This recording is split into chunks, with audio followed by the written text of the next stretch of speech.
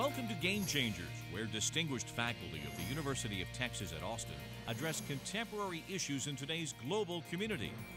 Tonight's program is co-hosted by Andrea Gore, a professor of pharmacology and toxicology, and David Cruz from the College of Natural Sciences.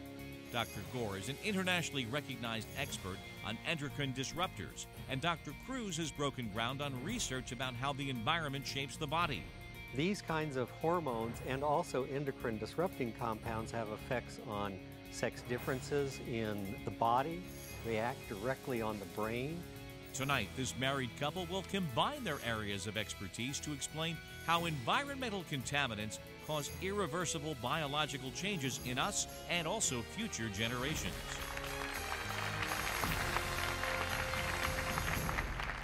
Hello and welcome to Game Changers. I'm Andrea Gore, professor of pharmacology and toxicology.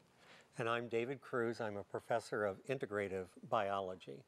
I teach in the College of Pharmacy in the Anatomy and Physiology course for the pharmacy students, and I also teach in the Biomedical Pharmacology course.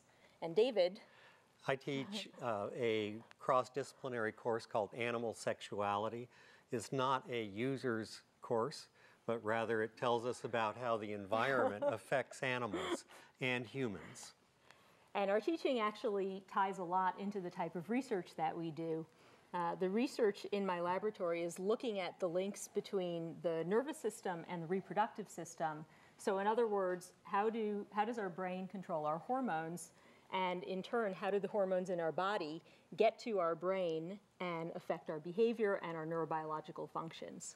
And what we're going to talk about today are many of the products. You may have heard the old saying, better living through chemistry, which is traced back to DuPont, which is actually one of the manufacturers of the chemicals that have contaminated our world. One of the reasons that we're talking here together is because we have a lot of commonalities in our research interests, as we'll talk about today, but we're also married. And by coincidence, we were both doing this type of research before the two of us met.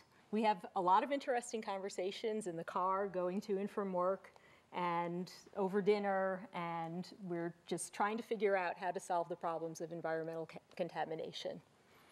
I'm not really sure that we can solve the problem, but we can certainly show the effects of these compounds and what we should do in the future.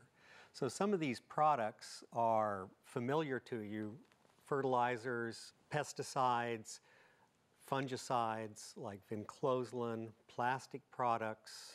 Yeah, so actually thinking about plastics, one of the compounds that's been in the news a lot is referred to as bisphenol A, or BPA. Has anybody in the audience heard about the BPA problem at all, or the BPA story? Yeah? So, in fact, let me just walk over here and pick up a water bottle.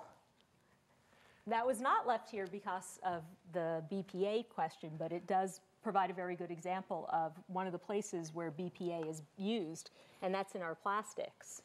So BPA was originally developed as a pharmaceutical. It turned out not to be a very good pharmaceutical, but turned out to be a very good component to give integrity to plastics. Now here's the problem. What is inside this plastic is water, which I'm going to start drinking during the course of this show. And we know that but you won't die. But I won't die, yes. It's luckily in small amounts. But the BPA will get into the water, and especially if the water bottle got heated up. Think about you get into your car, it's 100 degrees out, look at your water bottle. It's all steamed up. We know that BPA leaches into the water in that way.